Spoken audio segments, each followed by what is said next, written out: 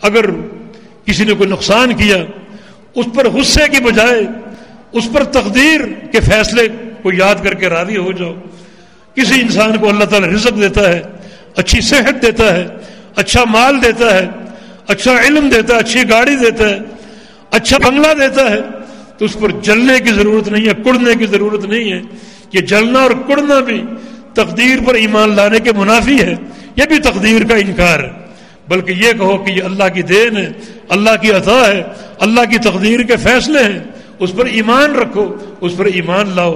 اس انداز کا ایمان ہوگا اللہ آپ کو بھی عطا کرے گا، اور جلنے اور کڑنے کی صورت میں آپ مزید اللہ کے خیز و خصب کا نشانہ بنیں گے. رب اشرح لی صدری ویسر لی امری واحلل عقدۃ من لسانی یفقهوا قولی. لقد قال الله سبحانه وتعالى بعد اعوذ بالله من الشيطان الرجيم من همزه ونفخه ونفثه بسم الله الرحمن الرحيم. يا أيها الناس أنتم الفقراء إلى الله والله هو الغني الحميد. إن يشاء يذهبكم ويأتي بخلق جديد وما ذلك على الله بعزيز.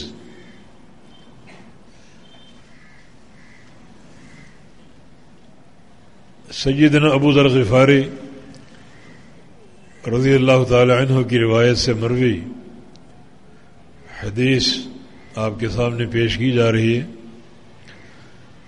آج اس کے آخری 2 جملے عرض کروں گا.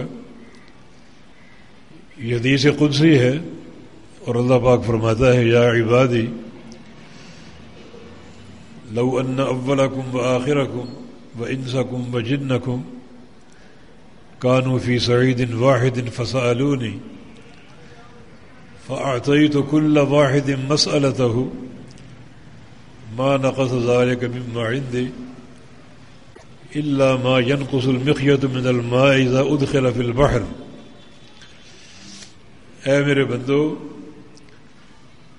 اگر تمہارے تمام اگلے اور پچھلے لوگ، یعنی جو لوگ پیدا ہو کے اس دنیا سے جا چکے ہیں، آدم علیہ السلام کی تخلیق سے انسانیت کا آغاز ہوا اور آج تک اربوں لوگ پیدا ہوئے اور اپنا وقت پورا کر کے جا چکے ہیں، وہ سارے کے سارے زندہ ہو کر آ جائیں، اور اس وقت جو لوگ موجود ہیں اس دنیا میں جن کی تعداد بھی اربوں کو پہنچتی ہے، وہ بھی آ جائیں اور قیامت کے قائم ہونے تک، قیامت کی آخری دیواروں تک جتنے لوگوں نے پیدا ہونا ہے وہ آج ہی پیدا ہو کر آ جائیں. اور صرف انسان ہی نہیں بلکہ جن بھی، اور جنوں کی تعداد انسانوں سے زیادہ ہے، وہ بھی سارے آ جائیں، اگلے پچھلے سارے جن سارے آ جائیں، اور کانوا فی صعید واحد، ایک میدان میں جمع ہو جائیں. فسألونی، اور مجھ سے مانگنا شروع کر دیں جو چاہیں. کسی انتظار کی یا باری کی ضرورت نہیں ہے، نہ لائن میں لگنے کی ضرورت ہے. سب مانگیں، اکٹھا مانگیں اور جو چاہے مانگیں، جس زبان میں چاہے مانگیں. فأعطيت كل واحد مسألته، اور میں ہر ایک کو اس کی دعا کے مطابق دیتا جاؤں، فوراً، کسی تاخیر کے بغیر. تو ما نقص ذلك مما عندي، جو میرے خزانے ہیں ان میں اتنی کمی بھی واقع نہیں ہوگی. الا ما ينقص المخيط من الماء اذا ادخل في البحر، کہ سوئی اگر سمندر میں ڈبو کر نکال لی جائے تو کتنا پانی کم ہوتا محسوس ہوگا. اس قدر کمی بھی میرے خزانوں میں نہیں آئے گی سب کو عطا کرنے کے بعد، یہ اربوں کھربوں انسانوں کو اور جنوں کو ان کی طلب کے مطابق عطا کر دینے کے بعد اس قدر کمی بھی واقع نہیں ہوگی۔ یہ رب العالمین کی معرفت کا ایک دروازہ ہے، کتنے اس کے خزانے ہیں، کتنی اس کی عطا ہے، کہ ان میں کوئی کمی واقع نہیں ہوتی۔ اللہ تعالیٰ کی اس صفت کی معرفت کے بعد وہ انتہائی احمق انسان ہوگا جو غیر اللہ کے دروازے کو دستک دے، جس ذات کے اس قدر خزانے ہیں اور یہ اس کی عطا کا عالم ہے، اسے چھوڑ کر اپنے جیسے فقیروں کے دروازے پر جائے، ان سے جا کر بھیک مانگے، غیر اللہ کو پکارے، جو کہ شرک اور کفر بھی ہے، وہ انسان انتہائی احمق اور انتہائی نادان ہے۔ اللہ رب العزت نے اپنی معرفت کے لیے اپنی یہ صفت بیان کر دی۔ اللہ تعالیٰ کی صفات پر اگر ہم کما حقہ غور کریں اور ان صفات کے نتائج کو ہمیشہ اپنے سامنے رکھیں تو توحید کے دروازے کھلتے جائیں گے اور توحید راسخ اور مضبوط ہوتی جائے گی۔ اس کے ناموں کی پہچان اس کی توحید کی معرفت کی سب سے ٹھوس بنیاد ہے۔ اسی لیے اللہ تعالیٰ کے ناموں کے ساتھ اور اس کی صفات کے ساتھ تعلق جوڑنا، اس میں جنت کی بشارت ہے۔ چنانچہ رسول اللہ صلی اللہ علیہ وسلم کی حدیث ہے، ان للہ 99 اسما 100 الا واحدہ من احصاها دخل الجنہ۔ اللہ رب العزت کے 99 نام ہیں، یعنی 1 کم 100، جو ان ناموں کا احصاء کرتا رہے وہ جنت میں داخل ہوگا۔ 99 نام ہیں اور جو ان کا احصاء کرتا رہے وہ جنت میں داخل ہوگا۔ احصاء سے مراد 4 چیزیں ہیں، ان ناموں کے ساتھ اللہ کا ذکر، ان ناموں کو ضبط کر لینا اور یاد کر لینا، ان ناموں کے معنی سمجھنا، کیونکہ معنی کی معرفت جو ہے اصل شے ہے، اصل توحید کی مفتاح اور توحید کی کنجی ہے۔ اور چوتھا معنی یہ ہے کہ ان ناموں کے نتیجے پر ڈٹ جائے اور قائم ہو جائے۔ ساری توحید جو ہے وہ نفی اور اثبات کے ساتھ، اور نفی اور اثبات کے ساتھ اللہ تعالیٰ کی توحید سے جڑ جائے اور منسلک ہو جائے۔ توحید کی 3 قسمیں ہیں۔ توحید الوہیت کہ اللہ تعالیٰ ہی معبود ہے، معبود حق، یہ اس بات ہے، اور نفی یہ ہے کہ اس کے سوا کوئی معبود نہیں ہے، یہ نفی ہے۔ تو پورا عقیدہ توحید نفی اور اس بات کے ساتھ۔ دوسری قسم توحید ربوبیت کہ اللہ تعالیٰ رب ہے، خالق ہے، مالک ہے، رازق ہے، یہ ماننا، یہ سب اس بات ہے، اور اس کے سوا کوئی خالق نہیں، کوئی مالک نہیں، کوئی رازق نہیں، یہ نفی کا رکن ہے۔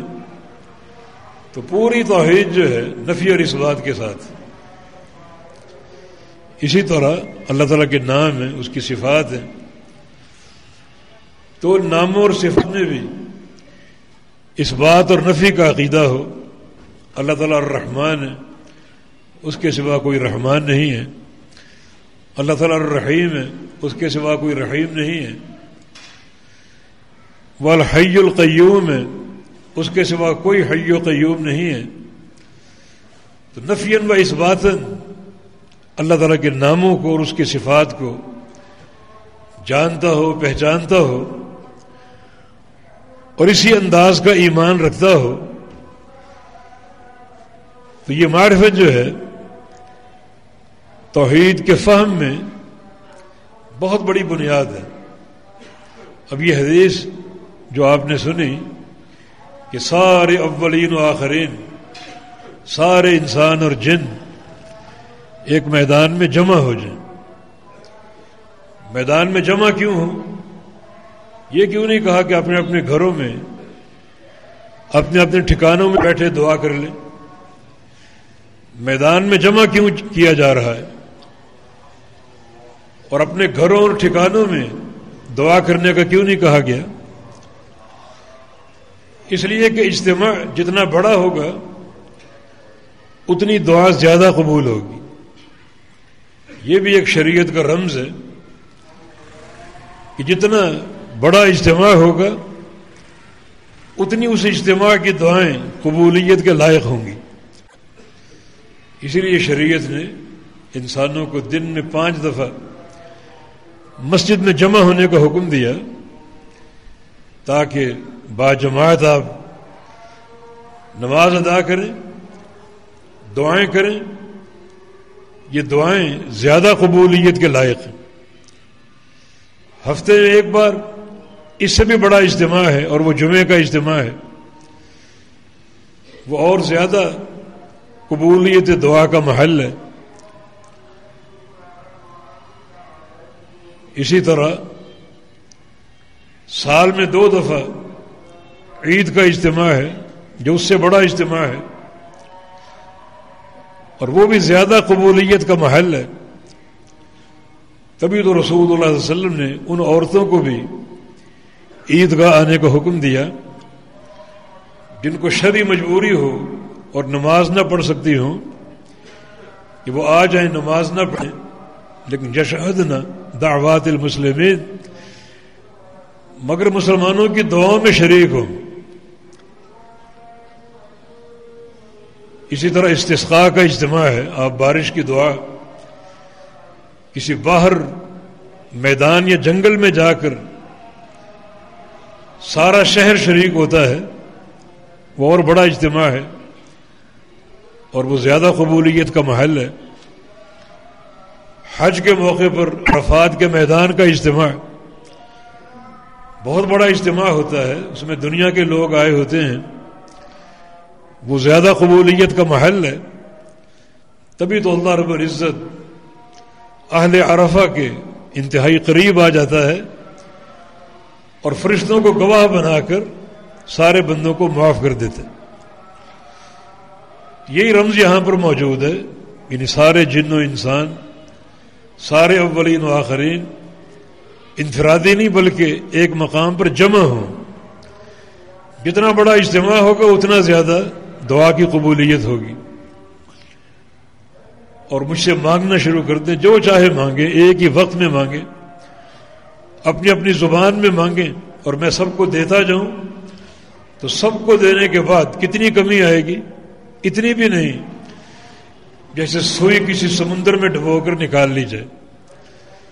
جس ذات کے یہ خزانے ہوں اور جس کی عطا کا یہ عالم ہو، تو پھر ضروری ہے کہ انسان اس صفت کی معرفت کے بعد اس پر ڈٹ جائے کہ اللہ تعالیٰ ہی دینے والا ہے اور رزاق ہے، سارے خزانوں کا مالک وہ ہے، اسی کی امر سے عطا ہوتی ہے، اس پر قائم ہو جائے۔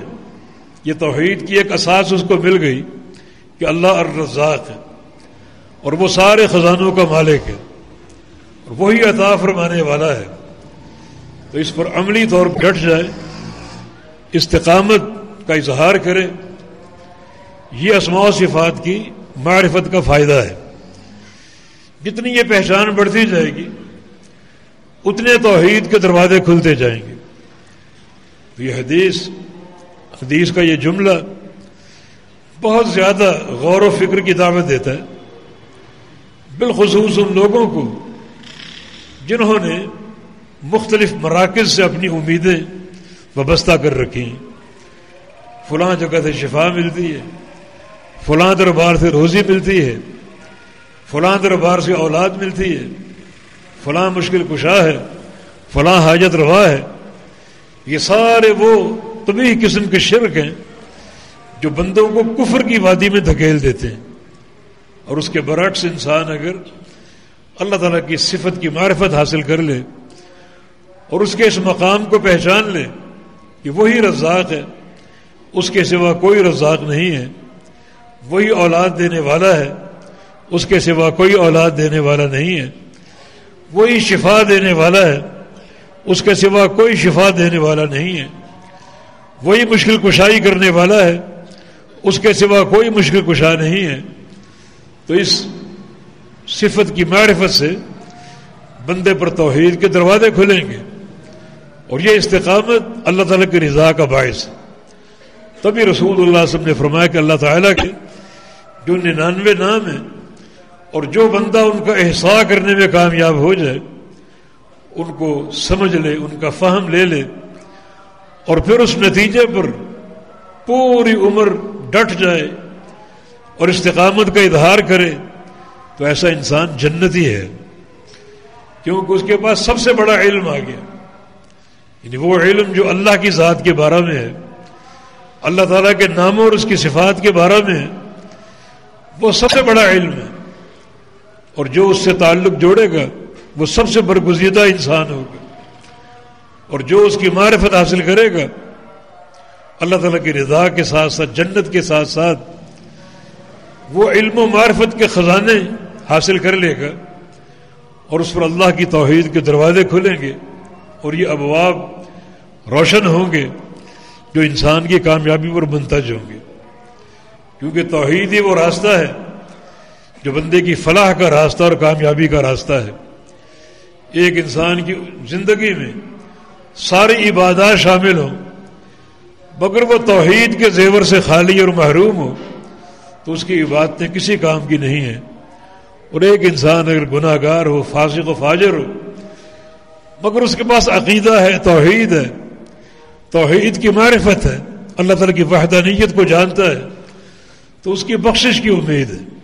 اللہ تعالیٰ چاہے تو اس کے گناہوں کی سزا دے دے اور بالآخر اس کو جنت میں داخل کر دے توحید کی برکت سے، اور چاہے تو توحید کی برکت سے اسے ابتداءً ہی معاف کر دے، سزا دے ہی نہ، اور اس کی توحید کا عقیدہ اور اس کی یہ پہچان اس کے گناہوں کے پرخچے اڑا دے اور وہ انسان ابتداءً بخشا جائے، جس کی دلیل وہ بندہ جو قیامت کے دن آئے گا 99 گناہوں کے دفاتر لے کر اور ایک توحید کی پرچی ان سارے دفاتر کے پرخچے اڑا دے گی.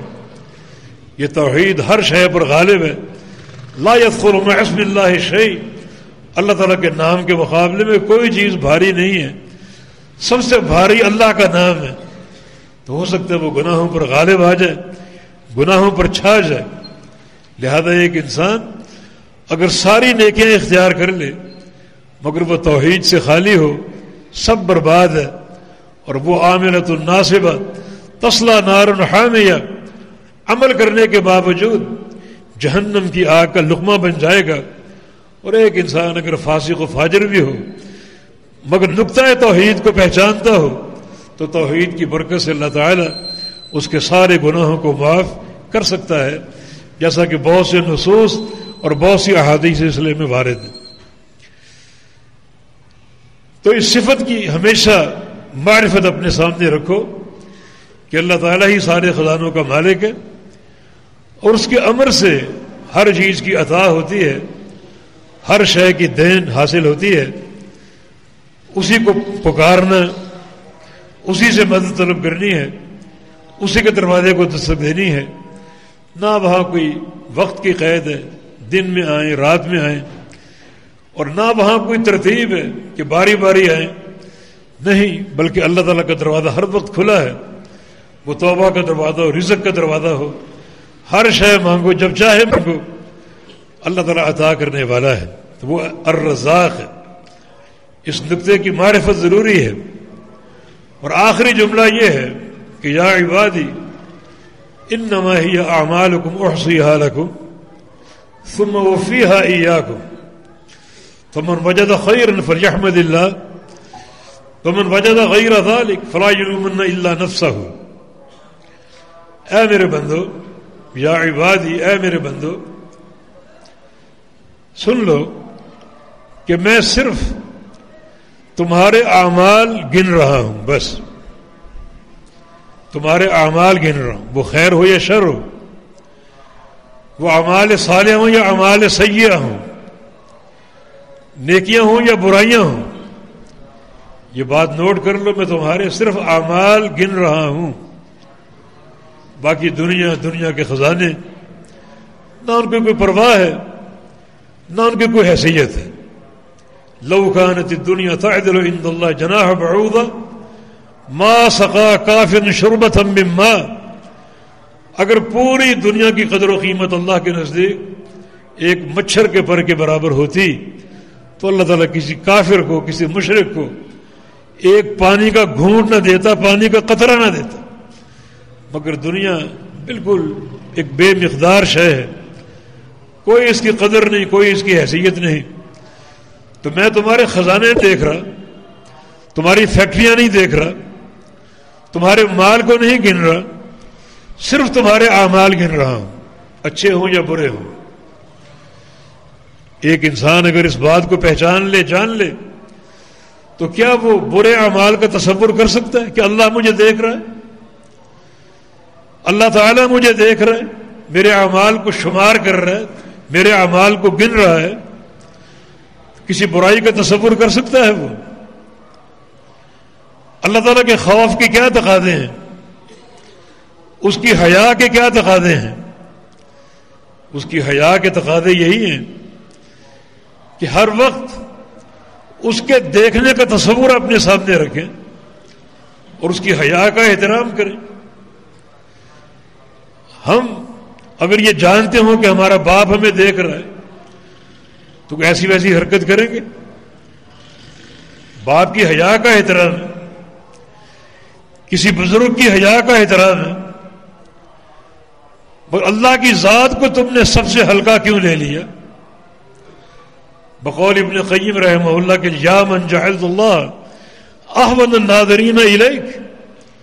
انسان افسوس تجھ پر کہ تجھے جو دیکھ رہا ہے تو نے سب سے ہلکا اللہ کو لے رکھا ہے. باپ دیکھ رہا ہے تو کوئی گناہ نہ کروں، بھائی دیکھ رہا ہے تو کوئی گناہ نہ کروں، کوئی خاندان کا بزرگ دیکھ رہا ہے تو کوئی گناہ نہ کروں. اللہ تعالیٰ تو ہر وقت دیکھ رہا ہے، اس کے دیکھنے کا تصور تیرے سامنے موجود ہے، مگر پھر بھی تو گناہ کرتا ہے. معنی یہ کہ سارے دیکھنے والوں میں نعوذ باللہ تو نے سب سے گھٹیا اللہ کو بنا رکھا، جس کی کوئی پرواہ نہیں، کوئی اس کا احساس نہیں. تو یہ بات تو ہمیشہ سامنے رکھو، کبھی فراموش نہ کرو اسے کہ یا عبادی انما ہی اعمالکم احصیھا لکم. اے میرے بندو، صرف تمہارے اعمال میں گن رہا ہوں، شمار کر رہا ہوں. ثم اوفیھا ایاکم. کیوں گن رہا ہوں؟ تاکہ تمہیں اس کا پورا پورا بدلہ دوں. نیکیاں ہوں تو اچھا بدلہ دوں، گناہ ہو تو اس کا عذاب کی صورت میں بدلہ دوں. اعمال کو گن رہا ہوں. اور یہ بات وہی جہاں سے حدیث شروع ہوئی تھی، یہ حدیث قدسی بڑی طویل حدیث. اس کا پہلا جملہ کیا ہے؟ یا عبادی انی حرمت الظلم علی نفسی وجعلتہ بینکم محرما فلا تظالموا. اے میرے بندو، میں نے اپنے اوپر ظلم حرام کر لیا ہے اور تم پر بھی حرام قرار دے دیا. تم ظلم نہ کرو آپس میں بھی ظلم نہیں کرتا، میرا کام بھی عدل کرنا ہے. اور بالکل وہی بات آخری جملے میں ہے کہ اے میرے بندو، تمہارے اعمال گن رہا ہوں، ان اعمال کا پورا بدلہ دوں گا، ظلم نہیں کروں گا، پورا بدلہ دوں گا. اگر نیک اعمال ہیں تو اچھا بدلہ، اچھی جزا دوں گا، اچھا صلہ عطا فرماؤں گا. اور اگر برے اعمال ہیں تو اپنے عدل کے تقاضے کے مطابق اس برائی کی سزا دوں گا. ثم اوفیھا ایاکم. پھر ان اعمال کا پورا پورا بدلہ دوں گا. ان اعمال کا پورا پورا صلہ اور بدلہ عطا فرماؤں گا. اچھے اعمال کا اچھا بدلہ اور برے اعمال کا برا بدلہ. تو اللہ رب العزت ہمارے اعمال دیکھ رہا ہے، ہمارے اعمال گن رہا ہے. ہم خود سوچیں کہ اللہ تعالیٰ ہمارے کون سے اعمال دیکھے، اللہ تعالیٰ کو کیا چیز دکھائیں، اللہ تعالیٰ کے سامنے کون سے اعمال پیش کریں کہ وہ ہمیں دیکھ رہا ہے. یہ جملہ ہی بڑا ایک ایسا خطرناک جملہ ہے جس پہ انسان کانپ اٹھے کہ مجھے اللہ دیکھ رہا ہے، اللہ تعالیٰ میرے اعمال گن رہا ہے. اور خالی گن نہیں رہا بلکہ ان اعمال کی جزا دے گا، ان اعمال کی سزا دے گا. لہذا میں اللہ تعالیٰ کو کیا دکھاؤں، کون سا روپ پیش کروں، کیسے عمل دکھاؤں اللہ رب العزت کو. کبھی اس نقطے کو فراموش نہ کرو. کسی برائی کی دعوت آ جائے، اس حدیث کو یاد کر لو کہ اللہ تعالیٰ فرما رہا ہے کہ میں تمہارے اعمال گن رہا ہوں. اور یہ بات قرآن نے بھی پیش کی ہے. قرآن پوری طرح اس حدیث کی ترجمانی کر رہا ہے، اس حدیث کی تائید کر رہا ہے. سورہ زلزال کی آخری 2 آیتیں، فَمَنْ يَعْمَلْ مِثْقَالَ ذَرَّةٍ خَيْرًا يَرَهُ وَمَنْ يَعْمَلْ مِثْقَالَ ذَرَّةٍ شَرًّا يَرَهُ، کہ جو انسان ایک ذرے کے برابر خیر کرے گا وہ اس کو قیامت کے دن دیکھے گا، وہ ضائع نہیں ہوگا، اسے دیکھے گا، اس کا اجر پائے گا. وَمَنْ يَعْمَلْ مِثْقَالَ ذَرَّةٍ شَرًّا يَرَهُ، اور جو انسان ایک ذرے کے برابر برائی کرے گا وہ بھی اسے دیکھے گا، اس کی سزا پائے گا. ذرے کے برابر، ذرے کے برابر اس لیے کہا کہ دنیا میں سب سے چھوٹی چیز ذرہ ہے، ذرے سے چھوٹی کوئی چیز نہیں ہے. تو ذرے کے برابر نیکی ہو، قیامت کے دن دیکھو گے، اس کا نتیجہ دیکھو گے اور اس کا ثمرہ دیکھو گے. اور ذرے کے برابر برائی ہو تو قیامت کے دن وہ دیکھو گے، اس کی سزا پاؤ گے. تو بالکل قرآن نے بھی اسی حدیث کی ترجمانی کی کہ تمہارے اعمال کو گن رہا ہوں اور اعمال جیسے بھی ہوں، چھوٹے ہوں بڑے ہوں، شمار کر رہا ہوں اور ان کی پوری پوری جزا اور سزا دوں گا، پوری پوری جزا اور سزا. یعنی قیامت کے جو حساب و کتاب کے معاملات ہیں ان میں ذرے بھی دیکھے جائیں گے، عمل کے، برائی ہو یا نیکی ہو. نبی علیہ السلام کے ایک حدیث میں مزید اس کی وضاحت ہوتی ہے. فرمایا کہ توزن الحسنات والسیئات، قیامت کے دن نیکیاں اور گناہ تولے جائیں گے، نیکیوں اور گناہوں کا وزن ہوگا. فمن رجحت سیئاته على حسناته مثقال حبۃ خردل دخل النار، جس شخص کے گناہ نیکیوں سے بھاری پڑ گئے، ایک ذرے کے برابر یا رائی کے دانے کے برابر، وہ جہنم میں داخل ہوگا. ومن رجحت حسناته على سیئاته مثقال حبۃ خردل دخل الجنہ، اور جس شخص کی نیکیاں اس کے گناہوں پر بھاری پڑ گئی ایک رائی کے دانے کے برابر، وہ جنتی ہے. مانا قیامت کے فیصلے اور قیامت کے حساب کی دقت اس قدر منظر عام پر آئے گی کہ ایک ایک ذرے کے فرق کا حساب بھی سامنے آئے گا. انسان کی نیکیاں اور گناہ تولے جائیں گے. اگر نیکیوں کا وزن ایک ذرے کی مقدار میں بھاری پڑ گیا تو وہ جنتی ہے، اور اگر گناہوں کا وزن ایک ذرے کے برابر بھاری پڑ گیا تو وہ جہنمی ہے. تو ثم اوفیھا ایاکم، پھر میں تمہیں پورا پورا اس کا بدلہ دوں گا، پوری پوری جزا دوں گا. یہ معاملہ اللہ کے عدل کا ہے. عدل کا تقاضا کیا ہے کہ نیکی کرے گا تو اس کی جزا ملے گی اور گناہ کرے گا تو اس کی سزا ملے گی. کیونکہ وہ ذات بڑی باریک بین ہے، وہ ایک ذرے کے برابر گناہ کو بھی نوٹ کرتا ہے اور ایک ذرے کے برابر نیکی کو بھی نوٹ کرتا ہے. تو ذرے کی مقدار کی نیکی کا اجر دے گا اور ذرے کی مقدار میں گناہ کی سزا دے گا. یہ اس کا عدل کا معاملہ ہے. مگر اللہ رب العزت غفور الرحیم، رحمان الرحیم، بڑا مہربان، بڑا قدردان. اس کا معاملہ عدل سے آگے بڑھتا ہے، اور وہ اس کا فضل ہے۔ اس نے اپنی شریعت میں، اپنے نصوص میں اپنے فضل کا تعارف بھی کرایا ہے، انہ غفور شکور۔ میرے بندوں اگر گناہ ہو جائیں تو مجھ سے معافی مانگ لو، بخش دوں گا، اور شکور پھر نیک عمل کرو، ان کی بڑی قدر کروں گا، بڑا قدردان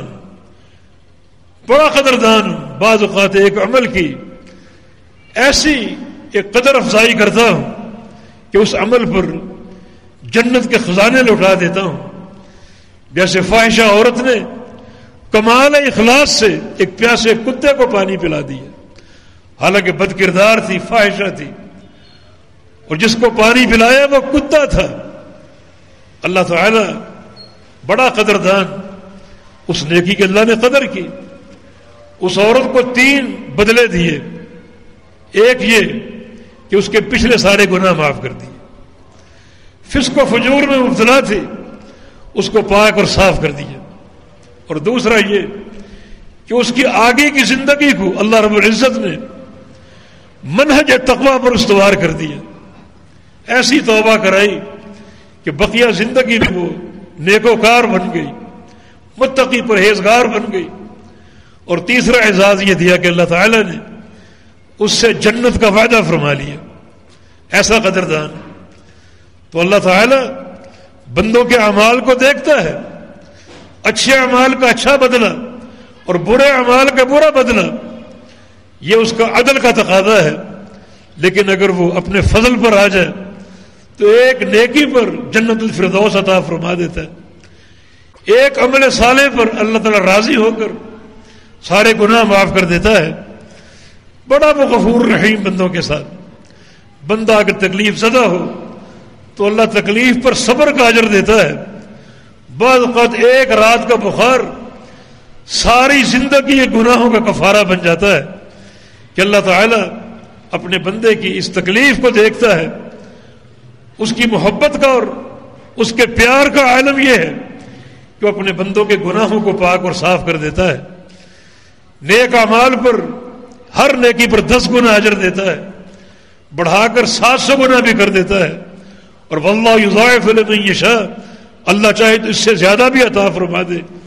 ایک حج کر کے آؤ 700 حج، ایک نماز پڑھو 700 نمازیں، اور اگر اخلاص کا کمال ہوگا اور بندے میں خشیت ہوگی اور تعلق باللہ راسخ ہوگا، اللہ تعالیٰ کے ساتھ سچی صلح کی، اس کے اندر حرص ہوگی، تو اللہ اس سے بھی زیادہ اس کے اجر کو بڑھا دیتا ہے۔ بڑا قدردان ہے وہ۔ تو ثم وفیھا ایاکم، پھر میں تمہیں تمہارے اعمال کا پورا پورا صلہ دوں گا، اچھے اعمال کا اچھا صلہ اور برے اعمال کا برا صلہ۔ اور آخری جملہ حدیث کا، فمن وجد خیرا فلیحمد اللہ فمن وجد غیر ذلک فلا یلومن الا نفسہ۔ اب جو تم عمل کر رہے ہو اللہ تعالیٰ گن رہا ہے، اللہ شمار کر رہا ہے، اور تمہیں اس عمل کی جزا اور سزا دے گا۔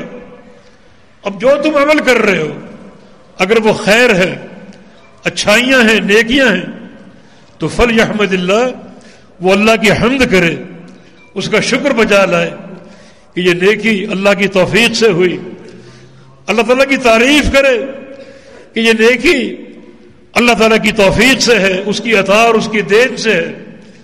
یعنی 2 معنوں میں اللہ کی حمد کرے، ایک یہ کہ اس نیکی کی توفیق اللہ نے دی، دوسرا یہ کہ اللہ تعالیٰ نے اس نیکی کے اجر و ثواب کا وعدہ فرما رکھا ہے، تو اس کے لیے تعریف ہی تعریف ہے۔ توفیق دینے والا بھی وہی ہے، قبول کرنے والا بھی وہی ہے، اور اس کا اجر اور صلہ عطا کرنے والا بھی وہی ہے، اس نیکی کی جزا دینے والا بھی وہی ہے۔ تو ہر لحاظ سے وہی ذات سزاوار حمد و ثنا ہے۔ اور وہ وجد غیر ذلک، اور اگر نیکی نہیں بلکہ برائی ہے، تم نے اپنے اعمال میں برائیاں پائی ہیں، گناہ کیے ہیں، تو فلا یلومن الا نفسہ، تو اپنے آپ کو ملامت کرو، اپنے نفس کو ملامت کرو۔ یہ تمہارے نفس کی شرارتیں ہیں، تمہارے اندر کے شیطان کی شرارتیں ہیں، جس کی بنا پر تم گناہوں پر آمادہ ہوتے ہو اور گناہوں کا ارتکاب کرتے ہو۔ اگر نیکی پاؤ تو اللہ کی حمد کرو، اور اگر گناہ پاؤ تو اپنے آپ کو ملامت کرو. ملامت کیوں کرو؟ گناہ بھی تو اللہ کی توفیق سے ہوتا ہے اور گناہ بھی تو تقدیر میں لکھا ہوا ہے. ان اللہ کتب مقادیر الخلائق قبل ان يخلق السماوات والارض ب50,000 سنہ. اللہ تعالیٰ نے ساری مخلوقات کی تقدیریں آسمانوں اور زمینوں کی پیدائش سے بھی 50,000 سال پہلے لکھ دی تھی. تو سارے معاملے لکھے ہوئے ہیں. بندہ نیکی کرے وہ بھی نوشتہ تقدیر ہے اور گناہ کرے تو وہ بھی نوشتہ تقدیر ہے. تو گناہ پر اپنے آپ کو ملامت کیوں کرے؟ گناہ بھی تو تقدیر میں لکھا ہوا ہے. ملامت اس لیے کرے کہ تمہیں کیا معلوم کیا لکھا ہوا ہے تقدیر میں؟ کیا تمہیں پتہ تھا جب گناہ کر رہے تھے کہ گناہ تقدیر میں لکھا ہوا ہے؟ یہ تو علم بعد میں ہوا. تقدیر میں کیا لکھا ہے وہ کام ہونے کے بعد معلوم ہوتا ہے، کام ہونے سے قبل نہیں. تو گناہ کا ارتکاب تم نے کیا اس لیے نہیں کیا کہ تقدیر میں لکھا ہوا ہے. یہ تو تمہیں بعد میں اس کا علم ہوا کیونکہ وہ کام ہو چکا ہے. اور دنیا میں جو کچھ ہو رہا ہے وہ اللہ کی تقدیر میں لکھا ہوا ہے اور اس کی مشیت کتابیں ہیں. یہ پوری دنیا اللہ کا کارخانہ ہے اور اس کے کارخانے میں وہی ہوتا ہے جو وہ چاہتا ہے. تو اگر ایک انسان گناہ کرتا ہے اس کو تقدیر پر نہ ڈالے کیونکہ جب تم نے گناہ کیا تھا تمہیں معلوم نہیں تھا تقدیر میں کیا لکھا ہوا ہے. تمہاری خسارت ہے یہ. تم نے یہ گناہ کا ارتکاب کیا. اللہ نے تو تمہیں آزادی دے رکھی ہے کہ یہ نیکی کا راستہ اور یہ گناہ کا راستہ. گناہ کا راستہ اختیار کرو کہ جہنم کی سزا ملے گی اور نیکی کا راستہ اختیار کرو کہ جنت حاصل ہوگی. تمہیں آزادی دے دی. انا ہدیناہ السبیل اما شاکرا و اما کفورا. تو تمہیں کیا معلوم گناہ لکھا ہوا ہے؟ تم نے اگر جوا کھیلا، ڈاکہ ڈالا، چوری کی، زناکاری کی، شراب نوشی کی تو تمہیں کیا معلوم تھا یہ لکھا ہوا ہے؟ یہ تو بعد میں اس کا علم ہوا اس عمل ہو جانے کے بعد. تقدیر میں کیا لکھا ہے وہ اللہ کا راز ہے جو پہلے کوئی نہیں جان پاتا. ہاں جب وہ کام ہو جائے تو پھر ہمارا یہ ایمان ہے کہ تقدیر میں ایسا ہی لکھا ہوا. تو اس کام کو تقدیر میں مت ڈالو. وہ تیرے نفس کی شرارتیں ہیں جو شیطان کی صحبت میں میسر ہے. اس صحبت کے اثرات ہیں یہ جن کی بنا پر تم گناہوں کا ارتکاب کرتے ہو. یہاں ایک اشکال اور پیدا ہو سکتا ہے کہ آدم علیہ السلام نے جو معصیت کی اور وہ دانہ کھا لیا، چکھ لیا جس سے اللہ نے روکا تھا اور آدم علیہ السلام نے وہ عمل تقدیر پہ ڈالا تھا. چنانچہ صحیح بخاری کی حدیث ہے احتج آدم و موسیٰ کہ موسیٰ اور آدم علیہ السلام میں جھگڑا ہو گیا، جس کی تعبیر یہ کہ عالم ارواح میں دونوں کی روحیں اکٹھی ہو گئیں، آدم علیہ السلام کی موسیٰ علیہ السلام کی. موسیٰ علیہ السلام نے آدم علیہ السلام کو پہچان لیا اور کہا کہ انت ابونا، آپ ہمارے باپ ہیں. ادخلک اللہ الجنہ، اللہ نے آپ کو جنت کا داخلہ دیا. جب آپ جنت میں داخل ہوئے تو آپ کی ساری اولاد بھی جنت میں داخل ہوتی، عیش کرتی، آرام کرتی اور کسی قسم کی کوئی پریشانی نہ ہوتی. اللہ نے ایک درخت سے روکا، آپ نے وہ کھا لیا اور اخرجت ذریتک من الجنہ، اور آپ نے جنت سے اپنی اولاد کو نکال دیا. تو یہ معصیت آپ کی ہمارے جنت سے خروج کا باعث بنی. تو آدم علیہ السلام نے کیا جواب دیا؟ فرمایا کہ انت موسیٰ، تم موسیٰ ہو، استفاق اللہ بکلامہ، تجھے اللہ نے اپنے شرف ہم کلامی سے نوازا، تجھ سے براہ راست باتیں کی اور فرمایا لما تلومنی علی امر کتبہ اللہ علیہ قبل ان یخلق السماوات والارض. تم مجھے ملامت کیوں کر رہے ہو ایک ایسے معاملے پر جو اللہ نے آسمانوں اور زمینوں کی تخلیق سے پہلے ہی تقدیر میں لکھا ہوا تھا. یہ سارا معاملہ تقدیر میں لکھا ہوا تھا، تم مجھے ملامت کیوں کر رہے ہو؟ تو یہ اشکال کہ آدم علیہ السلام نے اپنی معصیت کو تقدیر پہ ڈالا کہ تم مجھے ایسے امر میں ملامت کیوں کر رہے ہو جو میری پیدائش سے پہلے بلکہ آسمانوں اور زمینوں کی تخلیق سے پہلے اللہ نے لکھا ہوا تھا، نوشتہ تقدیر ہے، یہ تم ملامت کیوں کر رہے ہو؟ یہی بات کفار قریش نے کی تھی کہ تم شرک کیوں کرتے ہو؟ تو ان کا جواب تھا لو شاء اللہ ما اشرکنا ولا آباؤنا، اگر اللہ چاہتا ہم شرک نہ کرتے. ہم شرک اس لیے کرنے کا اللہ نے لکھا ہوا ہے، یہ اس کی تقدیر کے فیصلے ہیں. یہی بات کفار قریش نے کی. اللہ چاہتا تو ہم شرک نہ کرتے، ہمارے باپ دادا شرک نہ کرتے، مگر ہم کر رہے ہیں، یہ ہم نے کیا تو اللہ نے یہ لکھا ہوا ہے، یہ اس کی مشیت ہے. دونوں باتوں میں کیا فرق ہے؟ جو آدم علیہ السلام نے موسیٰ علیہ السلام سے کی اور جو کفار قریش نے کی. کفار قریش نے یہ بات کی اپنے عناد اور اپنی طغیانی اور سرکشی کی بنیاد پر. آدم علیہ السلام نے یہ بات کی توبہ کرنے کے بعد. ایک انسان اگر گناہ کر لے، معصیت کر لے، اللہ تعالیٰ سے توبہ کر کے صلح کر لے، گناہوں کی بخشش طلب کر لے، تو پھر وہ یہ حق بات کہہ سکتا ہے یہ سب تقدیر میں لکھا ہوا تھا. واقعی لکھا ہوا ہے، جو بھی عمل ہے وہ تقدیر میں لکھا ہوا ہے. مگر اپنے ہر عمل کو نوشتہ تقدیر میں مت ڈالو، گناہ پہ گناہ کرتے جاؤ اور کہو کہ تقدیر میں یوں ہی لکھا ہوا ہے. یہ بات کفار قریش کا وتیرہ ہے کہ ان کا شرک کرنا، ان کے آباء و اجداد کا شرک کرنا، اسے وہ نوشتہ تقدیر پہ ڈالتے ہیں اور ان کو کوئی معرفت و پہچان نہیں، اللہ کا خوف نہیں، نہ اس کی خشیت ہے کہ گناہوں پر گناہ کرتے ہیں اور کہتے ہیں کہ تقدیر میں ایسا ہی لکھا ہوا ہے. نہیں، آدم علیہ السلام کا معمول، ان سے گناہ ہو گیا، انہوں نے فوراً توبہ کی، اللہ تعالیٰ سے تعلق جوڑا، سچی صلح کی، اس کے بعد ہی اقرار کیا کہ تقدیر میں ایسا ہی لکھا ہوا تھا اور ویسے واقعی لکھا ہوا. انسان جو عمل کرتا ہے وہ تقدیر میں لکھا ہوا ہے. کوئی عمل تقدیر کے بغیر نہیں ہے اور کوئی عمل اللہ کی مشیت کے بغیر نہیں ہے. یہ ساری دنیا اللہ تعالیٰ کا وہ کارخانہ ہے جس میں ہر حرکت، ہر عمل، ہر تصرف اللہ کے امر سے ہوتا ہے اور اس کی مشیت سے ہوتا ہے. تو آدم علیہ السلام نے تقدیر کی بات کی توبہ کرنے کے بعد. کفار قریش نے تقدیر کی بات کی بغیر توبہ کے.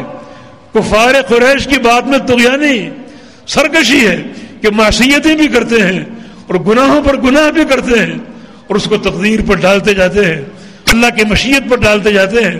جبکہ آدم علیہ السلام نے سچی توبہ کر کے، سچی اللہ سے صلح کر کے پھر یہ بات موسیٰ علیہ السلام سے کی، یہ تقدیر میں سارا معاملہ لکھا ہوا تھا، تم مجھے ملامت کیوں کر رہے ہو، نوشتہ تقدیر ہے یہ. تو آدم علیہ السلام کی بات توبۃ النصوح کے بعد تھی اور کفار قریش کی بات کسی توبہ کے بغیر تھی. جو بھی انسان عمل کرتا ہے وہ نوشتہ تقدیر لکھا ہوا ہے، اللہ تعالیٰ کی مشیت سے ہوتا ہے. اللہ تعالیٰ ہر شے پر قادر ہے اور ہر حرکت اس کی مشیت سے ہوتی ہے. کسی انسان کا نیکی کرنا اللہ کی مشیت سے ہے اور کسی انسان کا گناہ کرنا بھی اللہ کی مشیت سے ہے، اللہ کی چاہت سے ہے. گناہ اللہ کو ناپسند ہے مگر کچھ لوگ گناہ کرتے ہیں، اس کی مشیت کا تقاضا ہے. نیکی اللہ کو پسند ہے اور کچھ لوگ نیکیاں کرتے ہیں، وہ اس کی مشیت کا تقاضا ہے. سوال آخری یہ باقی بچتا ہے کہ یہ مشیت کیوں ہے؟ ایک انسان کے لیے نیکی کی مشیت کیوں ہے اور ایک انسان کے لیے گناہ کی مشیت کیوں ہے؟ جس انسان کے لیے نیکی کی مشیت ہے اللہ چاہتا ہے کہ جنتی ہو، جنت میں داخل ہو. جس انسان کی گناہ کی مشیت ہے اللہ چاہتا ہے کہ جنت میں داخل نہ ہو بلکہ جہنم میں داخل ہو. جہنمی انسان کے لیے خالق کائنات کی مشیت گناہ کروانے کی ہے اور جنتی انسان کے لیے اللہ تعالیٰ کی مشیت نیکیاں کروانے کی ہے. آخری سوال یہ باقی بچا کہ ایسا کیوں ہے کہ فلاں انسان جہنمی ہے، کیوں؟ اللہ کی مشیت میں وہ جہنمی ہے کیوں؟ اور فلاں انسان اللہ کی مشیت میں جنتی ہے کیوں؟ اس کا جواب مختصر یہی ہے کہ یہ اللہ تعالیٰ کی تقدیر کے راز ہیں جس پر خاموشی اختیار کرنا ضروری ہے.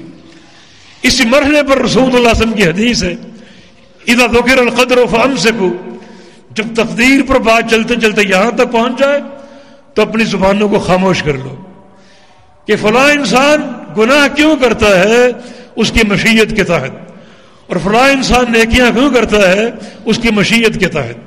جو انسان نیکیاں کرتا ہے اللہ کی مشیت کے تحت اللہ چاہتا ہے کہ وہ جنتی ہو، اور جو انسان گناہ کرتا ہے اللہ کی مشیت کے تحت اللہ چاہتا ہے کہ وہ جہنمی ہو. مگر یہ ساری باتیں اللہ تعالیٰ کے اختیار دینے کے بعد کہ یہ نیکی کا راستہ اور یہ گناہ کا راستہ. اب اللہ کی مشیت میں کوئی شخص جنت میں جائے گا کیوں؟ یہ اس کا راز ہے. اللہ کی مشیت میں کوئی شخص جہنم میں جائے گا کیوں؟ یہ اس کا راز ہے. اس کے راز کو کھولنا، اس کے راز پر بحث و تمحیص کرنا، اس سے شریعت نے روکا. اس پر خاموشی اختیار کر لو. یہ تقدیر اللہ کا علم ہے، اللہ تعالیٰ کے مخفی خزانے ہیں. ایک ایسا سمندر جس کی تہہ تک تم پہنچ ہی نہیں سکتے، یہ اس کا راز ہے. اس راز کو کریدنے کی کوشش نہ کرو، اس پر جملے بازی کی کوشش نہ کرو، بلکہ اس پر ایمان لے آؤ. اس لیے تقدیر پر ایمان ان امور ایمان میں شامل ہے جس کے بغیر بندہ مومن نہیں ہو سکتا. امور ایمان 6 ہیں: ان تؤمن باللہ وملائکتہ وکتبہ ورسلہ والیوم الآخر والقدر خیرہ وشرہ. کہ امور ایمان، اللہ پر ایمان لانا، اللہ کے فرشتوں پر ایمان لانا، اللہ کے رسولوں پر ایمان لانا، اللہ کی کتابوں پر ایمان لانا، روز آخرت پر ایمان لانا اور تقدیر پر ایمان لانا، خواہ وہ خیر ہو یا شر ہو. یہ ایمان کے قواعد ہیں جو ہم نے اختصار سے عرض کیے. ان قواعد کے ساتھ تقدیر کو مانو اور تقدیر پر ایمان لے آؤ. بڑا محکم ایمان یہ ہوگا تو وہ انسان بڑا برگزیدہ ہے جو تقدیر پر اس انداز سے ایمان لائے، جس کا ایمان راسخ اور قوی ہو، جو ہر امر کو اللہ کی تقدیر اور اس کے نوشتہ کے مطابق قرار دے اور پھر اس پر اعتراض کی کوشش نہ کرے. جو معاملہ ہو، نقصان ہو تو اس پر راضی ہو. اللہ کی تقدیر میں یوں ہی لکھا ہوا تھا. کبھی آپ ایئرپورٹ گئے، جہاز نکل گیا، اپنے آپ کو کوسنے کی بجائے یہ کہہ کر خاموش ہو جاؤ کہ اللہ کی تقدیر میں ایسا ہی لکھا ہوا تھا. کاروبار میں گھاٹا پڑ گیا تو اللہ کی تقدیر میں ایسا ہی لکھا ہوا تھا. اس کو نوشتہ تقدیر پہ ڈالو. اگر کسی نے کوئی نقصان کیا، اس پر غصے کی بجائے اس پر تقدیر کے فیصلے کو یاد کر کے راضی ہو جاؤ. کسی انسان کو اللہ تعالیٰ رزق دیتا ہے، اچھی صحت دیتا ہے، اچھا مال دیتا ہے، اچھا علم دیتا ہے، اچھی گاڑی دیتا ہے، اچھا بنگلہ دیتا ہے، تو اس پر جلنے کی ضرورت نہیں ہے، کڑنے کی ضرورت نہیں ہے. یہ جلنا اور کڑنا بھی تقدیر پر ایمان لانے کے منافی ہے. یہ بھی تقدیر کا انکار ہے. بلکہ یہ کہو کہ یہ اللہ کی دین ہے، اللہ کی عطا ہے، اللہ کی تقدیر کے فیصلے ہیں، اس پر ایمان رکھو، اس پر ایمان لاؤ. اس انداز کا ایمان ہوگا اللہ آپ کو بھی عطا کرے گا، اور جلنے اور کڑنے کی صورت میں آپ مزید اللہ کے خیز و خصب کا نشانہ بنیں گے. تو تقدیر پر ایمان لانا یہ بہت بڑے محاسن میں سے ایک بہت ہی عمدہ بات ہے جو اللہ تعالیٰ کی رضا کا باعث ہوگا. اگر بیٹا فوت ہو جائے تو تقدیر کا معاملہ، کوئی عزیز بچھڑ جائے تقدیر کا معاملہ.